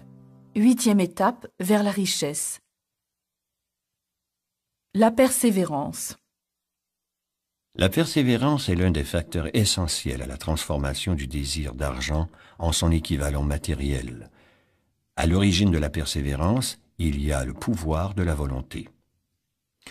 Conjuguer le pouvoir de la volonté et le désir sont irrésistibles. Les hommes qui gagnent de grosses fortunes donnent souvent l'impression d'être durs et froids. La plupart du temps, on ne les comprend pas. Au pouvoir de la volonté, ils allient la persévérance et c'est avec ces deux qualités qu'ils assurent la réalisation de leurs désirs. La plupart des gens sont prêts à abandonner leur but et leur projet au premier signe d'opposition ou d'échec. Il y en a très peu qui, malgré les obstacles, persévèrent jusqu'à ce qu'ils atteignent leur but. Le mot « persévérance » n'a pas valeur d'héroïsme. C'est une qualité qui est au caractère de l'homme ce que le carbone est à l'acier. Un désir tiède apporte de maigres résultats. Le manque de persévérance est l'une des causes les plus importantes d'échec. La plupart des gens souffrent de cette faiblesse. On peut cependant lutter contre elle, d'autant plus facilement que le désir de la vaincre est grand. Le désir est à l'origine de toute entreprise. Ne l'oubliez jamais. Un petit désir n'apporte que de maigres résultats, de même qu'un petit feu donne peu de chaleur. Si vous manquez de persévérance, combattez cette faiblesse en stimulant votre désir jusqu'à ce qu'il devienne obsessionnel. Écoutez ce livre jusqu'au bout, puis revenez au chapitre qui traite du désir et appliquez immédiatement les 6 instructions qui y sont données. L'ardeur avec laquelle vous les suivrez indiquera clairement la qualité de votre désir. Si vous vous sentez plus ou moins indifférent, vous n'avez pas encore cette volonté d'argent indispensable à qui veut faire fortune. La défaite, une condition passagère. Certaines personnes connaissent par expérience la valeur de la persévérance. Elles savent que les défaites ne sont que passagères et qu'elles peuvent être changées en victoire avec la persévérance. Elles sont peu nombreuses, les personnes qui voient en la défaite un appel urgent à redoubler d'efforts. C'est alors qu'une force irrésistible et silencieuse vient à leur aide pour lutter contre le découragement. Cette force n'est autre que la persévérance. Sans elle, et dans quelque domaine que ce soit, aucun succès n'est possible. La persévérance est à la portée de tous. La persévérance est un état d'esprit. Elle peut donc se cultiver. Pour y arriver, voici ce qu'il faut. 1. La précision de l'intention. Pour développer la persévérance, il est primordial de savoir ce que l'on veut. 2. Le désir. Quand on poursuit l'objet d'un ardent désir, il est facile d'acquérir et de maintenir la persévérance. 3. La foi en soi. 4. La précision des plans. Des plans structurés, même s'ils se révèlent mauvais et absolument irréalisables, sont un encouragement à persévérer. 5. Des connaissances adéquates. 6. La coopération. 7. Le pouvoir de la volonté. Et 8. L'habitude. La persévérance est le résultat direct de l'habitude. L'esprit absorbe les expériences de la journée et il s'en nourrit. Les ennemis de la persévérance. Vous trouverez ici les vrais ennemis qui vous barrent le chemin de toute réalisation importante. Vous découvrirez non seulement la faiblesse de votre persévérance, mais aussi les causes inconscientes de cette faiblesse. Analysez-vous franchement si vous voulez vraiment savoir qui vous êtes et ce que vous êtes capable de faire. Voici les faiblesses qui doivent être vaincues par tous ceux qui cherchent à faire fortune. 1. L'impossibilité de reconnaître et de définir clairement ce que l'on veut. 2. L'hésitation et son lot d'alibis et d'excuses. 3. Le manque d'intérêt pour un enseignement spécialisé. 4. L'indécision et l'habitude de laisser les autres prendre toutes les décisions à notre place. 5. L'habitude de se reposer sur des excuses au lieu de créer des plans précis pour trouver une solution à son problème. 6. Le contentement de soi. Il n'y a malheureusement rien à faire contre cette maladie. 7. L'indifférence qui se manifeste habituellement par la recherche systématique de compromis là où il y aurait lieu de faire face aux obstacles et d'essayer de les franchir. 8. L'habitude de critiquer les erreurs des autres et d'accepter des circonstances défavorables comme inévitables. 9. La tiédeur d'un désir qui vient de ce que l'on néglige le choix des intentions. 10. La volonté et même parfois la hâte d'abandonner au premier signe de défaite. 11. L'absence de plan organisé et soigneusement rédigé pour pouvoir être mieux étudié. 12. L'habitude de négliger l'occasion qui se présente. 13. Souhaiter au lieu de vouloir. 14. L'habitude d'établir des compromis avec la pauvreté au lieu de vouloir la fortune. Le manque total d'ambition d'être, d'agir, de posséder. 15. La quête de raccourcis menant à la fortune. Essayer de prendre sans rien donner. Et 16. La peur d'être critiqué, la peur du « qu'en dira-t-on » qui fait échouer autant l'élaboration que l'application des plans. Cet ennemi numéro 1 se cache généralement dans le subconscient. Tout le monde peut critiquer. Étudions cette peur d'être critiqué. La plupart des gens permettent à leurs parents, à leurs amis et aux autres de les influencer à tel point qu'ils n'osent vivre leur propre vie de peur d'être critiqués. De nombreuses personnes font le mauvais mariage et s'entêtent à mener une vie malheureuse parce que la peur d'être critiqué les empêche de divorcer. Celui qui a subi le joug de cette peur sait l'irréparable dommage qu'elle commet en détruisant toute ambition et tout désir de réussite. Des hommes et des femmes de tout âge permettent à leurs parents de briser leur vie par peur de la critique. Or, le devoir n'exige pas la destruction des ambitions personnelles. Par peur d'être critiqués en cas d'échec, des gens refusent de saisir leur chance en affaires. La peur des critiques est, dans ce cas, plus forte que le désir de la réussite. Trop d'individus renoncent aux visées ambitieuses ou négligent de choisir la profession qui les tente, de crainte que parents et faux amis ne disent « il est fou, qu'est-ce que les gens vont penser ?» Ils fabriquent eux-mêmes leur coup de chance. Beaucoup de personnes se disent que le succès matériel est dû au seul hasard. Mais ceux qui ne comptent que sur la chance sont généralement déçus, parce qu'ils ne savent pas que les coups de chance se fabriquent sur mesure. Durant la crise de 1929, le comédien W.C. Fields perdit son argent et se retrouva sans revenus et sans travail, le vaudeville ayant été rayé du théâtre. Il avait plus de 60 ans. À cet âge, beaucoup d'hommes se considèrent comme déjà vieux. Il était si pressé de retourner sur les planches qu'il frappa à la porte d'une industrie naissante, le cinéma parlant, pour y offrir gracieusement ses services. Il tomba et se blessa au cou. À sa place, bien des gens auraient renoncé à leur projet. Mais Fields était persévérant. Il savait que s'il persévérait, il aurait sa chance un jour ou l'autre. Et il l'eut. On ne peut compter que sur la chance que l'on provoque, et on ne peut la provoquer que par la persévérance, sachant au départ vers quel but on tend. Les 4 étapes vers la persévérance.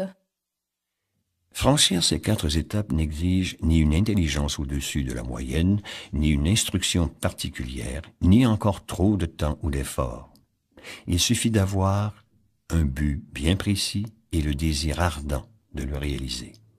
Un plan précis qui s'exprime par une action soutenue.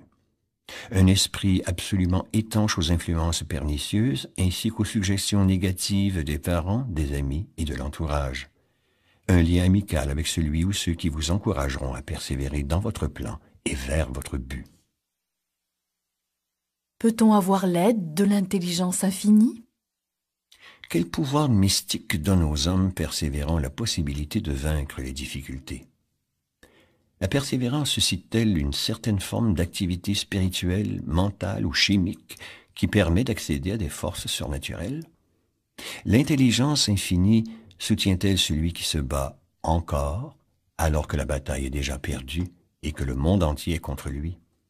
Je me suis posé ces questions et bien d'autres encore quand j'étudiais la vie d'hommes tels que Henry Ford, qui commença à zéro et bâtit un empire industriel immense avec pour seul atout la persévérance, ou Thomas Edison, qui avec moins de 3 mois de scolarité devint le premier inventeur du monde et métamorphosa sa persévérance en machine parlante, en machine pour le cinéma, en lampe incandescente, sans parler d'une 50aine d'autres inventions. J'ai eu l'heureux privilège d'analyser année après année et pendant longtemps ces deux hommes singuliers. Je parle en connaissance de cause lorsque je dis que j'ai trouvé en eux qu'une explication à leur réussite extraordinaire: la persévérance.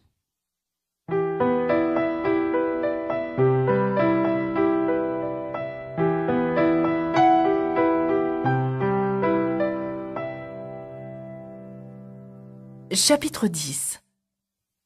9e étape vers la richesse. Le pouvoir du cerveau collectif. Pour faire fortune, le pouvoir est indispensable. Élaborer des plans est inutile si on ne possède pas le pouvoir de les exécuter. Le pouvoir peut être défini ainsi: une connaissance organisée et intelligemment dirigée. Le pouvoir, dans ce cas, désigne un effort organisé assez important pour permettre à un individu de transformer son désir en son équivalent monétaire. L'effort organisé résulte de la coordination de 2 ou plusieurs personnes qui, dans un esprit d'entente, travaillent dans un but bien défini. Le pouvoir est nécessaire à qui veut faire fortune. Il est indispensable, ensuite, pour conserver l'argent acquis. Voyons comment on peut acquérir le pouvoir. Puisqu'il est une connaissance organisée, examinons-en les sources. 1. L'intelligence infinie. 2. L'expérience collective. L'expérience collective humaine, ou du moins celle qui a été organisée et enregistrée, est indispensable dans n'importe quelle bibliothèque municipale bien garnie.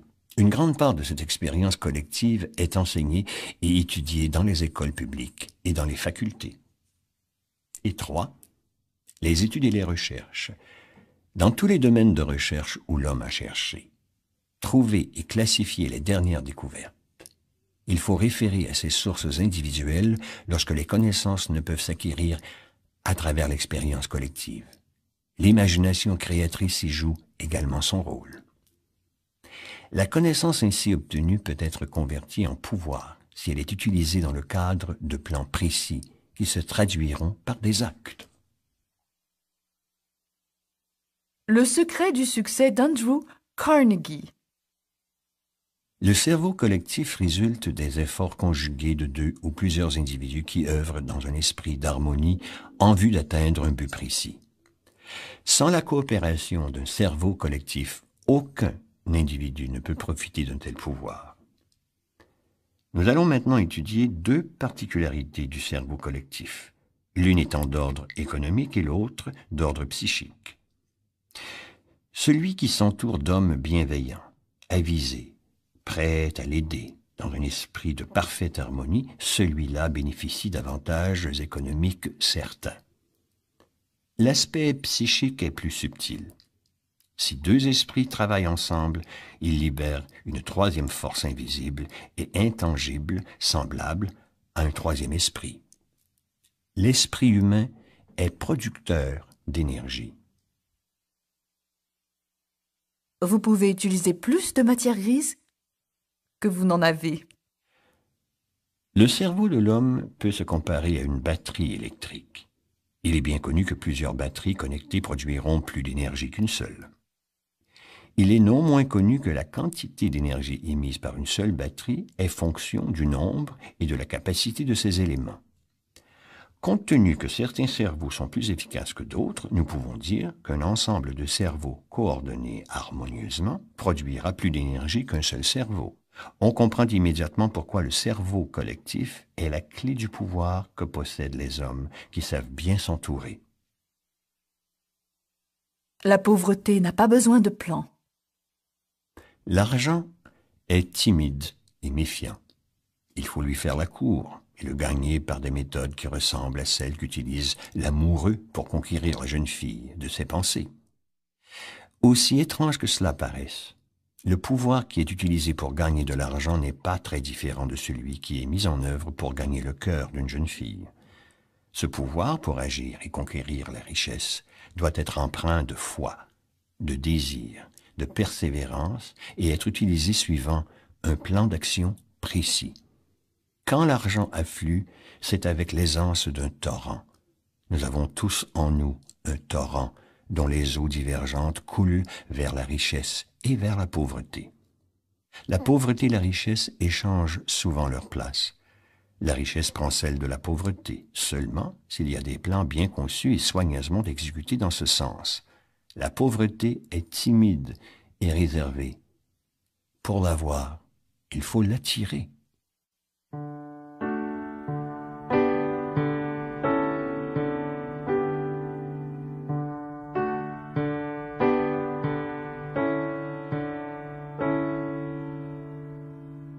Chapitre 11. 10e étape vers la richesse. La transmutation en langage simple, c'est le changement ou la transformation d'un élément en un autre. L'émotion sexuelle conduit à un état d'esprit. Cet état d'esprit est faussement associé à une émotion d'ordre physique. Or, l'émotion sexuelle a 3 raisons d'être. La perpétuation du genre humain, le maintien de la santé en tant qu'agent thérapeutique, il n'a pas d'équivalent, et la transformation de la médiocrité en génie. Cette transformation ou transmutation sexuelle est facile à expliquer. L'esprit s'éveille et remplace des pensées d'expression physique par des pensées plus hautes ou simplement d'un autre ordre. Le désir sexuel est le plus puissant des désirs. Il stimule, développe l'imagination, la finesse de perception, le courage, la volonté, la persévérance et un pouvoir créateur qui va croissant. Dompter, transmuter, c'est-à-dire transformer et redistribuer, cette énergie qui a conservé ses qualités peut alors être utilisée en tant que force créatrice et inspiratrice dans le domaine de la littérature, des arts, des sciences et dans n'importe quelle activité, y compris bien sûr la poursuite de la richesse. Cette transformation de l'énergie sexuelle demande un effort de volonté largement récompensé. Le pouvoir sexuel est un pouvoir conducteur. Celui qui a découvert comment transformer son énergie sexuelle en une énergie créatrice peut s'estimer heureux. Une étude scientifique a établi que les hommes qui réussissent le mieux sont ceux qui ont un tempérament sexuel très développé et qui ont appris l'art de transformer l'énergie sexuelle. Les hommes qui ont amassé une grosse fortune et ont réussi dans le domaine de la littérature, des arts, de l'industrie, de l'architecture et dans leur profession générale ont agi sous l'influence d'une femme. Cette étude a porté sur 2 siècles de biographie et d'histoire. Beaucoup d'énergie sexuelle gaspillée. J'ai découvert en étudiant la vie de plus de 25 000 personnes que le succès vient rarement avant l'âge de 40 ans. Le plus souvent, les gens ont dépassé la 50aine. Cette constatation fut si frappante que je décidai d'étudier plus à fond cette réalité. Les jeunes gens ont tendance à gaspiller leur énergie en permettant trop souvent à leur émotion sexuelle de s'exprimer physiquement. La plupart des êtres humains n'ont jamais appris que l'énergie sexuelle peut servir à des fins créatrices. La plupart de ceux qui font cette découverte la font après un gaspillage de plusieurs années, pendant lesquelles l'énergie sexuelle est à son apogée, soit avant 45-50 ans. C'est à ce moment-là que les réussites s'enregistrent. Jusqu'à l'âge de 40 ans, la vie d'un homme reflète un gaspillage d'énergie, qui, si elle avait été dirigée vers un seul but, aurait donné d'excellents résultats. Les émotions les plus vives et les plus fortes sont jetées aux 4 vents. L'énergie sexuelle et l'art de la vente. Un homme qui a appris le métier de vendeur à plus de 30 000 personnes a découvert avec étonnement que les gens à l'énergie sexuelle plus forte étaient les meilleurs vendeurs. On en trouve l'explication dans cet élément de la personnalité que l'on appelle le magnétisme personnel, et qui n'est ni plus ni moins que l'énergie sexuelle. Un certain désir sexuel confère toujours un grand magnétisme qui facilite les contacts avec autrui. Cette énergie peut se détecter par la poignée de main. Elle indique immédiatement la présence ou le manque de magnétisme. Le ton de la voix, le magnétisme ou l'énergie sexuelle est l'élément qui colore la voix, la rend charmeuse et musicale. Les gestes et la démarche, l'énergie sexuelle incline à la vivacité, à la grâce et à l'aisance. La coquetterie vestimentaire. Ces personnes sont généralement très soigneuses et coquettes. Elles choisissent des vêtements dont le style convient à leur personnalité et à leur physique. Les ondes de la pensée.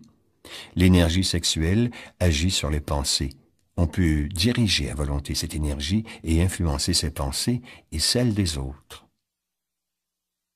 D'où vient le pouvoir de la femme? Le désir de plaire constitue la plus grande motivation.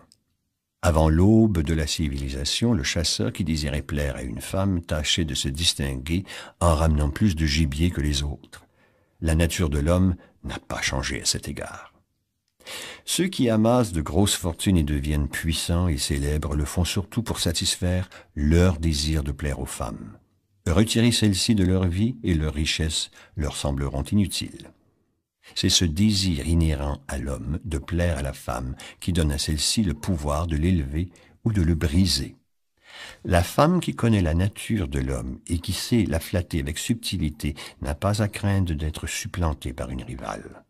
Les hommes, en compagnie masculine, peuvent être des géants, à la volonté indomptable, mais ils seront facilement menés par la femme qu'ils ont choisie.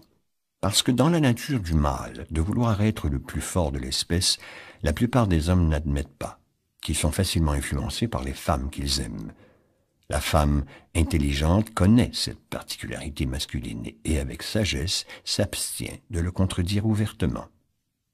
Certains hommes savent qu'ils sont facilement influencés par les femmes, qu'il s'agisse de leur épouse, de leur maîtresse, de leur mère ou de leur sœur. Mais avec tact, ils se gardent de se rebeller parce qu'ils sont assez intelligents pour savoir qu'aucun homme n'est heureux ni complet sans l'influence bénéfique d'une femme. L'homme qui méconnaît cette importante vérité se prive d'un pouvoir unique.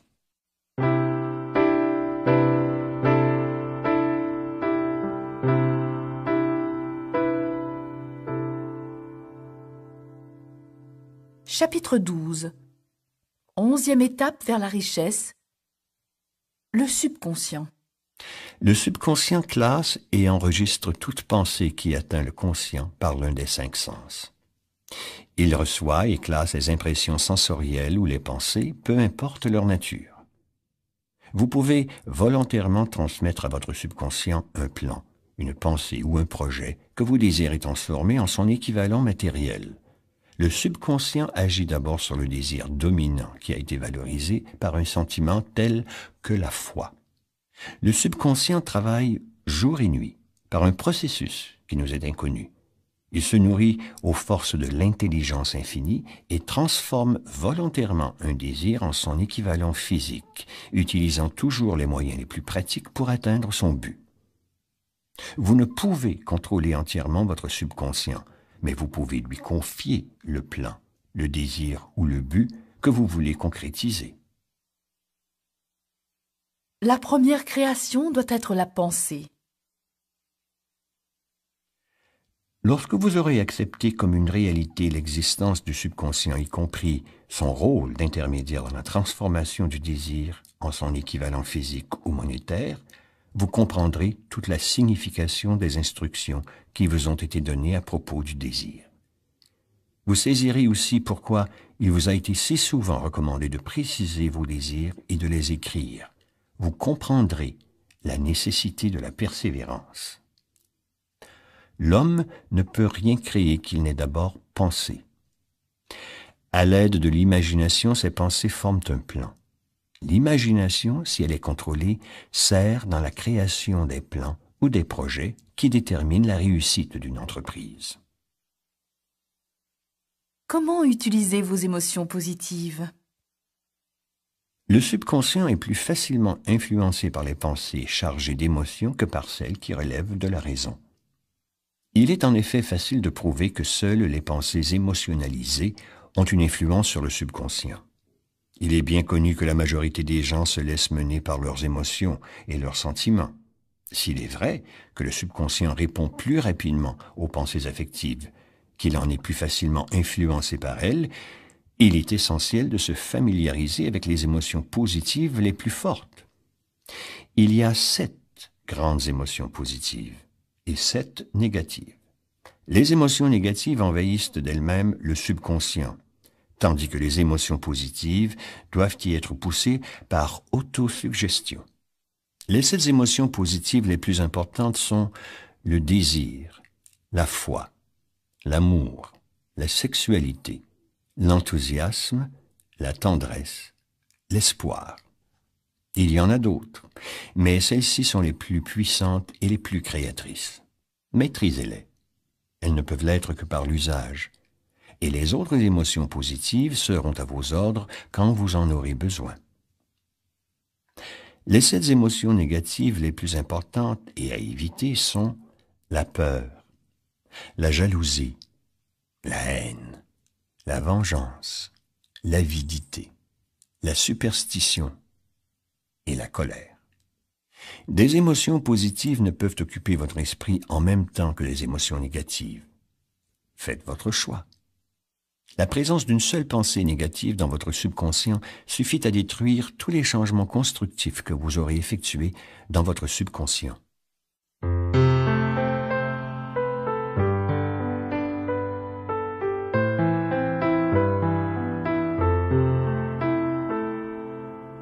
Chapitre 13. 12e étape vers la richesse. Le cerveau humain. Il y a plus de 40 ans, alors que je travaillais avec le Dr Alexander Graham Bell et le Dr Elmer R. Gates, je notai que tout cerveau humain est à la fois un poste récepteur et un poste émetteur des ondes libérées par la pensée. Par un système semblable à celui de la radio, le cerveau humain est capable de capter les ondes émises par d'autres cerveaux. L'imagination créatrice est le poste récepteur du cerveau qui reçoit les pensées émises par les cerveaux d'autres êtres. C'est l'agent de liaison entre le conscient ou la raison d'un individu où il puise les stimulants de la pensée. Stimulé ou élevé à un haut niveau de vibration, l'esprit devient plus réceptif à la pensée des sources extérieures. Il est élevé en fonction des émotions positives ou négatives. À leur contact, les ondes de la pensée s'intensifient. Le subconscient est la station émettrice du cerveau. Par son intermédiaire, les ondes de la pensée sont diffusées. L'imagination créatrice est le poste récepteur. Par son intermédiaire, l'énergie de la pensée est captée.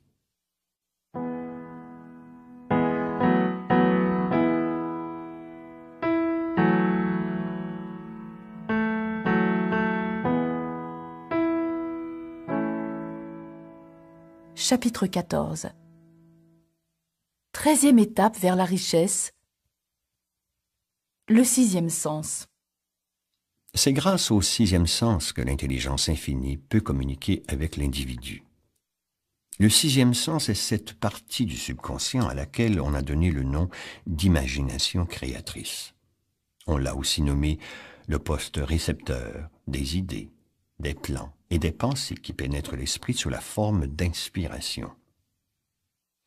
Le 6e sens défie toute description. Il ne peut être expliqué à celui qui n'a pas suivi le développement des chapitres précédents. On ne peut le comparer à rien. La compréhension du 6e sens ne vient que par la méditation. La cause première. L'auteur ne croit pas au miracle et ne s'en fait pas l'avocat. Il connaît assez bien la nature pour savoir qu'elle ne déroge jamais à ses lois. Parce que quelques-unes des lois sont incompréhensibles, nous n'hésitons pas à qualifier de miracle leurs effets. Le 6e sens est pour moi ce qui se rapproche le plus du miracle. Il existe un pouvoir ou une cause première ou une intelligence qui baigne chaque particule de matière et pénètre chacune des unités d'énergie perceptibles à l'homme. Cette intelligence infinie transforme les glands en chaînes, fait descendre l'eau des montagnes, suivre la nuit du jour et l'été de l'hiver. Vous pouvez utiliser les services de conseiller invisible. Le culte du héros est une habitude dont je ne me suis jamais défait. L'expérience m'a appris que pour essayer de se surpasser, un des meilleurs moyens est d'imiter les grands aussi parfaitement que possible dans leurs pensées et dans leurs actes. Longtemps avant d'avoir écrit une ligne ou d'avoir préparé une conférence, j'ai pris l'habitude de remodeler mon propre caractère sur celui des 9 hommes que j'admirais le plus par leur vie et leurs œuvres. Mes 9 idoles étaient Emerson, Paine, Edison, Darwin, Lincoln, Burbank, Napoléon, Ford et Carnegie. Toutes les nuits durant de longues années, je tenais un conseil d'administration imaginaire avec les 9 hommes que j'appelais mes conseillers invisibles. Juste avant de m'endormir, je fermais les yeux et voyais dans mon imagination ce groupe d'hommes assis autour d'une table. Non seulement j'avais la chance d'être au milieu d'eux, mais j'étais leur président.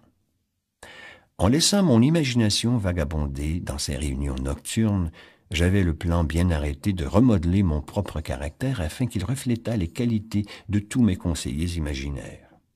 Me rendant très vite compte que j'aurais à surmonter le handicap de ma naissance dans un monde ignorant et superstitieux, je choisis délibérément de renaître par les méthodes que je viens de décrire. Comment inspirer le 6e sens? Quelque part dans la structure cellulaire du cerveau est placé un organe qui reçoit les ondes de la pensée vulgairement appelée inspiration. Jusqu'ici, la science n'a pu découvrir où se cachait exactement ce 6e sens, ce qui n'a d'ailleurs pas beaucoup d'importance. Il n'en reste pas moins que l'être humain reçoit une connaissance exacte d'une source qui n'est pas celle des 5 sens classiques. C'est uniquement sous l'influence d'un stimulant extraordinaire que l'esprit y est réceptif. Tout événement inattendu qui provoque des émotions et fait battre le cœur plus vite que d'ordinaire réveille le 6e sens. Celui qui, au volant de sa voiture, a évité de justesse un accident, sait qu'en ces occasions, le 6e sens vient à son secours et empêche la catastrophe en quelques fractions de seconde. Pendant mes réunions avec mes conseillers invisibles, mon esprit était bien plus réceptif aux idées, aux pensées et aux connaissances qui m'atteignaient par le 6e sens. À certains moments très graves où ma vie a été en danger, j'ai pu, grâce à l'influence de mes conseillers invisibles, passer à travers toutes les difficultés. Mon but premier, en imaginant ces réunions, était uniquement de graver dans mon subconscient, par autosuggestion, certains traits de caractère que je désirais acquérir. Vous possédez un nouveau pouvoir. Le 6e sens ne peut s'enlever et se reprendre à volonté. L'aptitude à utiliser ce grand pouvoir vient peu à peu en appliquant les théories de ce livre audio. Peu importe qui vous êtes ou la raison pour laquelle vous l'écoutez, vous ne pourrez en tirer profit que si vous comprenez le principe qui est cerné par ce chapitre. C'est spécifiquement vrai si votre but est de faire fortune ou d'obtenir d'autres compensations matérielles.